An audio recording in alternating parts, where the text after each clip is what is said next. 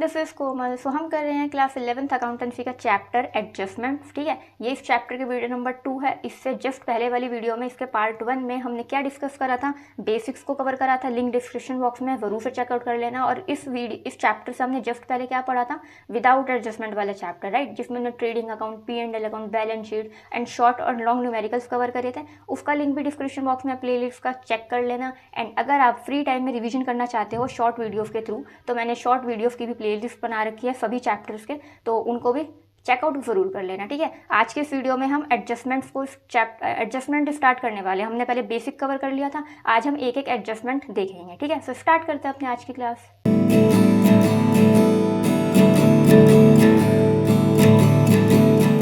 So guys, हमारी first adjustment है closing stock की। ठीक है, अभी देखो, इसको एक सेकंड पढ़ने से पहले मैं आपको रिवाइज करा देती हूँ। मैंने लास्ट वीडियो में आपको क्या कराया था, हमने समझा था कि जो भी बैलेंसेस आपको ट्रायल बैलेंस के अंदर गिवन है उनको केवल एक ही जगह पर शो करना होता है फाइनल अकाउंट्स में, उनका केवल एक इफेक्ट आता है, राइट। एंड जो भी बैलेंसेस आपको ट्रायल बैलेंस के बाहर गिवन है, ट्रायल बैलेंस के नीचे गिवन है, उनको क्या कहते हैं, एडजस्टमेंट्स कहते हैं। एंड उनके 2 इफेक्ट्स आते हैं, उनको फाइनल अकाउंट्स में 2 जगह पर शो करा जाता है। ठीक है, इतना हमने कवर करा था लास्ट वीडियो में। एंड क्यों ऐसा होता है, क्या रीजंस होते हैं, वो सब आपने लास्ट वीडियो में डिस्कस करा था ना। तो आपको डिटेल में समझना है तो लास्ट वीडियो देखिएगा, बट मैंने आपको यहाँ पे समराइज करा दिया है। सो देखो, हमारी फर्स्ट एडजस्टमेंट है क्लोजिंग स्टॉक की। अभी देखो, जब आपको ट्रायल बैलेंस के बाहर क्लोजिंग स्टॉक गिवन है तो वो एक एडजस्टमेंट है और उसको फाइनल अकाउंट में 2 जगह पर शो करा जाएगा, राइट। तो कहाँ कहाँ पर शो करा जाएगा ये जान लेते हैं। तो देखो, पहले उसको दिखाया जाता है ट्रेडिंग अकाउंट में क्रेडिट साइड पे दिखाया जाता है। ठीक है, दूसरा उसका इफेक्ट क्या आता है, बैलेंस शीट में उसको एसेट साइड पे भी शो किया जाता है। ठीक है, तो ये दोनों इफेक्ट होते हैं क्लोजिंग स्टॉक के, अगर वो ट्रायल बैलेंस के बाहर एडजस्टमेंट में गिवन है। ठीक है, अब मैं आपको एक एग्जाम्पल दिखा देती हूँ। सो गाइज, जैसा कि आप देख सकते हो, ये एक प्रैक्टिकल क्वेश्चन है, फुल फ्लेज क्वेश्चन है, जो हमने लास्ट वीडियो में डिस्कस करा था। विदाउट एडजस्टमेंट वाले चैप्टर की लास्ट वीडियो थी। तो उसमें क्या करना था, trading account, profit and loss account और बैलेंस शीट बनानी थी, राइट। तो ये हमें ट्रायल बैलेंस में बैलेंसेस गिवन थे। तो ये जो बैलेंसेस आप देख रहे हो ये ट्रायल बैलेंस के अंदर गिवन है, तो इनका केवल एक ही जगह इफेक्ट आएगा। ठीक है, बट देखो यहाँ पर नीचे लिखा हुआ था क्लोजिंग स्टॉक 31 मार्च 2022 को जो गुड्स की वैल्यू है ऑन हैंड, मतलब ये आपको क्लोजिंग स्टॉक गिवन है, तो इस कितने रुपीस का, 1,43,000 का। तो अब देखो, ये ट्रायल बैलेंस के बाहर गिवन है ना, तो यानी एक एडजस्टमेंट है और एडजस्टमेंट के फाइनल अकाउंट्स में 2 जगह इफेक्ट आता है। तो देखो, हमने इस क्लोजिंग स्टॉक को कहाँ कहाँ पर दिखाया। पहला, ट्रेडिंग अकाउंट में मैंने आपको बताया क्रेडिट साइड पर शो करना है, तो देखो शो करा हुआ है, राइट।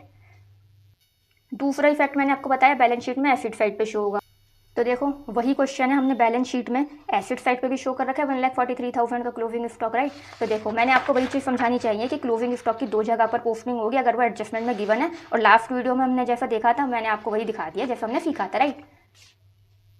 आई होप आपको ये चीज़ क्लियर हुई होगी। प्लीज़ वीडियो को स्किप मत करना, बहुत मेहनत से मैं आपके लिए वीडियो बना रही हूँ। वीडियो में प्लीज़ लास्ट तक बने रहना, ठीक है।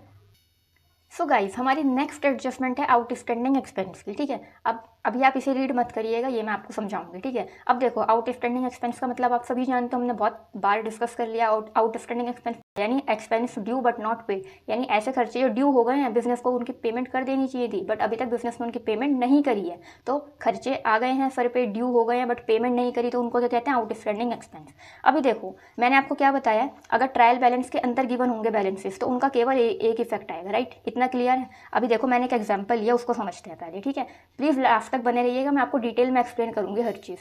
अभी देखो, ये मैंने एक रफ फॉर्मेट बनाया ट्रायल बैलेंस का, P&L अकाउंट और बैलेंस शीट का। ठीक है, तो कोई भी ये ऐसा ना सोचे कि प्रॉपर फॉर्मेट तो बनाया ही नहीं है, पर्टिकुलर अमाउंट, एसेट्स, लाइबिलिटीज तो लिखी नहीं है, ये मैंने सिर्फ एक रफ फॉर्मेट बनाया आपको समझाने के लिए। ठीक है, अभी देखो, ट्रायल बैलेंस गिवन है, ट्रायल बैलेंस में सैलरी गिवन है 60,000 रुपये की, और आउटस्टैंडिंग सैलरी मैंने शॉर्ट में लिखा है आउटस्टैंडिंग सैलरीज गिवन है 20,000 की। ठीक है, अभी देखो, दोनों चीज़ आपको ट्रायल बैलेंस के अंदर गिवन है तो उनका केवल एक इफेक्ट आएगा, राइट। तो अब देखो, सैलरी क्या होता है, एक इनडायरेक्ट एक्सपेंस है, तो P&L अकाउंट में डेबिट साइड पे जाएगा, राइट। तो मैंने P&L अकाउंट में डेबिट साइड पे लिख लिया 2 सैलरीज ₹60,000 की, राइट। अभी देखो, आउटस्टैंडिंग सैलरीज क्या होता है, बिजनेस की लाइबिलिटी है, क्योंकि बिजनेस ने उनकी पेमेंट नहीं करी है, खर्चा ड्यू है बट पेमेंट नहीं करी, तो क्या लाइबिलिटी हुई ना।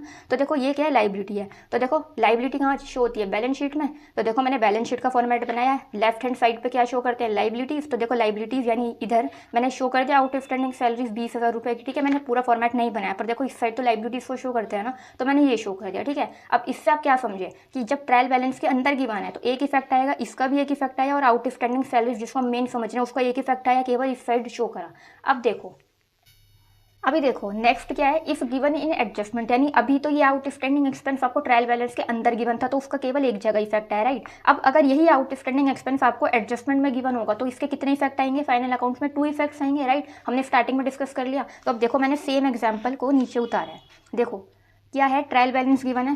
ट्रायल बैलेंस में आपको सिर्फ सैलरीज गिवन है और आउटस्टैंडिंग सैलरीज आपको ट्रायल बैलेंस के बाहर गिवन है, जो कि एडजस्टमेंट है हमारी 20,000 रुपये की, ठीक है। अब देखो इसे कैसे शो करोगे, अब यही आउटस्टैंडिंग सैलरीज आपको ट्रायल बैलेंस के बाहर गिवन है ना, तो ये एक एडजस्टमेंट बन गया, इसके आएंगे दो इफेक्ट। अब कैसे आएंगे, तो देखो सबसे पहले सैलरी जो आपका ट्रायल बैलेंस के अंदर गिवन है वो कौन सा एक्सपेंस है, इनडायरेक्ट एक्सपेंस है, तो P&L अकाउंट में आएगा। तो देखो मैंने P&L अकाउंट बनाया, ये दोनों अगेन मैंने रफ फॉर्मेट बनाया आपको समझाने के लिए। तो देखो P&L अकाउंट में मैंने डेबिट साइड पे लिख दिया 2 सैलरीज ₹40,000 की, राइट। अभी देखो आउटस्टैंडिंग एक्सपेंस बाहर गिवन है, तो इसको मैं दो ही जगह कैसे शो करूंगी।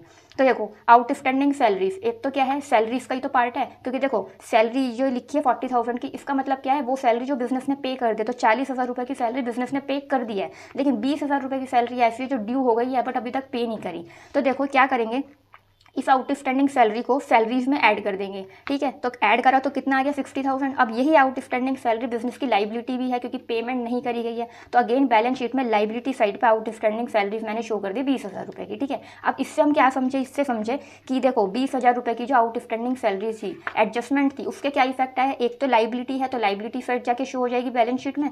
दूसरी क्या होगा, जो भी आपका एक्सपेंडिचर दे रखा है, चाहे ट्रेडिंग अकाउंट का हो चाहे P&L अकाउंट को, तो जो भी ट्रेडिंग या P&L अकाउंट का एक्सपेंडिचर है, कंसर्न या रिलेटेड एक्सपेंडिचर है, उसमें ऐड हो जाता है ना। यही चीज़ समझे। तो देखो मैंने वही चीज़ ऊपर लिख रखी है कि ट्रेडिंग अकाउंट या P&L अकाउंट, जो भी अकाउंट के, जैसे सपोज ट्रेडिंग अकाउंट में तो क्या आता है, आपके डायरेक्ट एक्सपेंडिचर आता है, लाइक वेजिस है, कैरिज वगैरह है, तो अगर वो वाले आउटस्टैंडिंग वेजिस दे रखे हैं तो वो आपका ट्रेडिंग में आएगा ना, वेजिस में ऐड हो जाएगा। इसी तरह जैसे सैलरीज है और आउटस्टैंडिंग सैलरीज है, तो सैलरीज जो है, सैलरीज में आउटस्टैंडिंग सैलरी मैंने प्लस कर दिया किसमें, P&L में। तो ट्रेडिंग या P&L जिस अकाउंट का भी खर्चा है उसमें डेबिट साइड पे जाके ऐड हो जाता है रिलेटेड एक्सपेंस में, ठीक है। और बैलेंस शीट में लाइबिलिटी साइड पे शो करते हैं। वही तो चीज़ मैंने आपको समझाई है यहाँ पे। आई होप आपको क्लियर हो गई होगी, राइट। क्लियर हो गई तो प्लीज़ वीडियो में लास्ट तक बने रहना और एक वीडियो को लाइक कर देना, ठीक है। प्लीज़, बहुत मेहनत से मैं आपके लिए वीडियो बना रही हूँ, अगर ये दोनों समझ में आया, मैंने आपको डिटेल में समझाया। सो गाइज देखो, अब हमारा नेक्स्ट एडजस्टमेंट कौन सी है, प्रीपेड एक्सपेंस की, ठीक है। प्लीज़ स्किप मत करना, डिटेल में अच्छे से समझना प्रीपेड एक्सपेंस। अब अगेन आपको ये रीड नहीं करना, ये मैं लास्ट में बताऊंगी। प्रीपेड एक्सपेंस होता क्या है, प्रीपेड एक्सपेंस मतलब ऐसा खर्चा जो करंट ईयर से बिलोंग नहीं करता, उस फ्यूचर ईयर से बिलोंग करता है, बट एडवांस में पेमेंट कर दी गई है ना, तो वो क्या होता है, प्रीपेड एक्सपेंस, यानी प्रीपेड, एडवांस में पेमेंट कर देना, यानी खर्चा इस साल का नहीं है, करंट ईयर का नहीं है, फ्यूचर का है, बट पहले से ही पे कर दिया, तो वो होता है प्रीपेड एक्सपेंस, जो कि बिजनेस के लिए एसेट होती है, राइट। अभी देखो मैंने इसको भी अगेन ऐसी डिटेल में समझाया। अगर आपको ट्रायल बैलेंस के अंदर गिवन है तो उसका एक इफेक्ट आएगा, राइट। अभी देखो ये एक एग्जांपल देख लो। एग्जांपल में अगेन मैंने ट्रायल बैलेंस लिया है, रेंट गिवन है 10,000 रुपये का और प्रीपेड रेंट गिवन है 200 रुपये का, ठीक है। अब कैसे शो करेंगे, दोनों ट्रायल बैलेंस के अंदर गिवन है ना, एक इफेक्ट आएगा। तो देखो रेंट क्या है, P&L अकाउंट में शो करेंगे, तो मैंने P&L अकाउंट बनाया, टू रेंट ₹10,000 लिख दिया, क्यों, ठीक है, इनडायरेक्ट एक्सपेंस है। प्रीपेड रेंट क्या होता है, बिजनेस की एसेट होती है, तो बैलेंस शीट में मैंने एसेट साइड इधर क्या शो करते हैं, एसेट्स, तो एसेट साइड जाके मैंने दिखा दिया प्रीपेड रेंट 200 रुपये का, राइट। तो एक इफेक्ट आ गया प्रीपेड रेंट का इधर, क्यों, क्योंकि ट्रायल बैलेंस के अंदर गिवन है, राइट।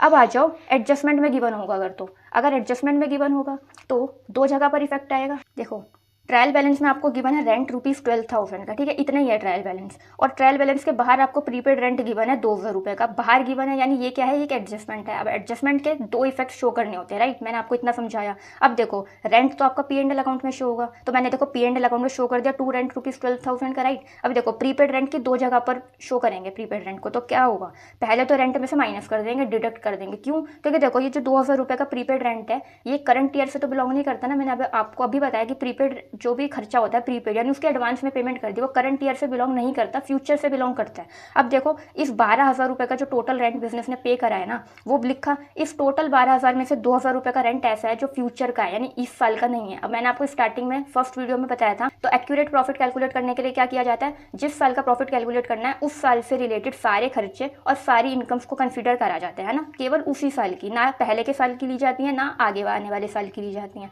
वही चीज़ है, जब 2,000 रुपये का रेंट ऐसा है जो इस साल से करंट ईयर से बिलोंग ही नहीं करता है, तो उसको क्यों इस साल के अकाउंट्स में कंसीडर करेंगे, नहीं करेंगे ना। तो देखो जो 12,000 रुपये का टोटल रेंट पे करा गया है उसमें से 2,000 रुपये का प्रीपेड रेंट आप माइनस कर दोगे और शो करोगे 10,000 रुपये का, यानी इस साल का एक्यूरेट रेंट जो एक्चुअल रेंट है वो कितना है, 10,000 रुपये का, 2,000 रुपये का इस साल का नहीं है, तो इस साल के खर्चों में कंसीडर नहीं करा जाएगा, इसलिए माइनस करा। दूसरा ये बिजनेस की एसेट है, अगर एडवांस में पेमेंट कर दी तो एसेट है ना, तो देखो बैलेंस शीट में मैंने एसेट साइड पर जाके दिखा दिया, देख रहे हो प्रीपेड रेंट 2,000 रुपीज़ का इस साइड एसेट शो करते हैं, ठीक है। यहाँ पर प्रीपेड रेंट आपको ट्रायल बैलेंस के अंदर गिवन था, तो एक इफेक्ट आया केवल कि बैलेंस शीट में एसेट साइड पे दिखाया, ठीक है, क्योंकि ऑलरेडी इस रेंट में ये एडजस्टेड था, देखो ऑलरेडी माइनस था, है ना।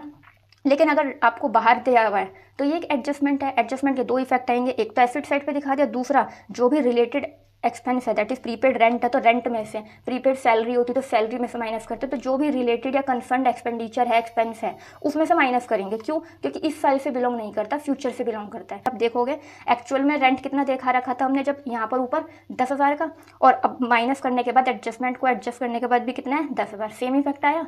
इसी तरह आप ऊपर आउटस्टैंडिंग में भी देख सकते हो, सैलरीज पहले 60,000 की गिवन थी जब ट्रायल बैलेंस में शो कर रहे थे, मतलब जब आउटस्टैंडिंग सैलरी आपका ट्रायल बैलेंस में था, लेकिन जब ट्रायल बैलेंस के बाहर गिवन था तो हमने प्लस करा, एडजस्ट करा, उसके बाद भी इफेक्ट तो सेम आया, प्लस करने के बाद भी आंसर तो उतना ही आया ना जितना ऊपर दिखा रहे थे। सो यही था आपका एडजस्टमेंट।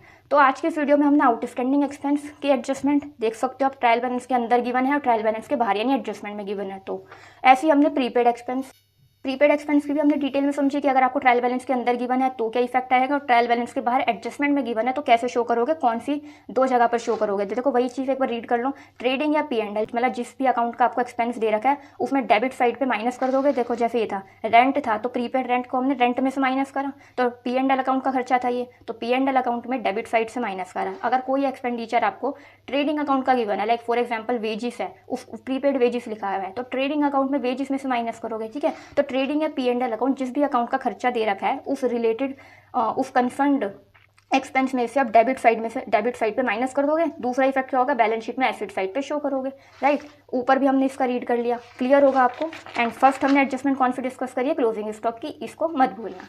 वीडियो अगर समझ में आई है तो वीडियो को प्लीज़ लाइक कीजिएगा, शेयर अपने फ्रेंड्स के साथ ज़रूर शेयर करना, ठीक है। आपके सपोर्ट की बहुत ज़्यादा ज़रूरत है। एंड समझ में आया तो प्लीज़ सब्सक्राइब करके रख लेना चैनल को, क्योंकि नेक्स्ट वीडियो में हम एक्रूड इनकम और अनअर्न्ड इनकम के एडजस्टमेंट को डिस्कस करेंगे ऐसे डिटेल में कि अगर ट्रायल बैलेंस के अंदर गिवन है तो क्या होगा और अगर एडजस्टमेंट में गिवन है तो क्या होगा, था ना। डिटेल में एक एक एडजस्टमेंट समझेंगे। प्लीज़ सब्सक्राइब कर लेना एंड कॉमेंट्स में ज़रूर बताना कि आपको वीडियो कैसी लगी। Thank you.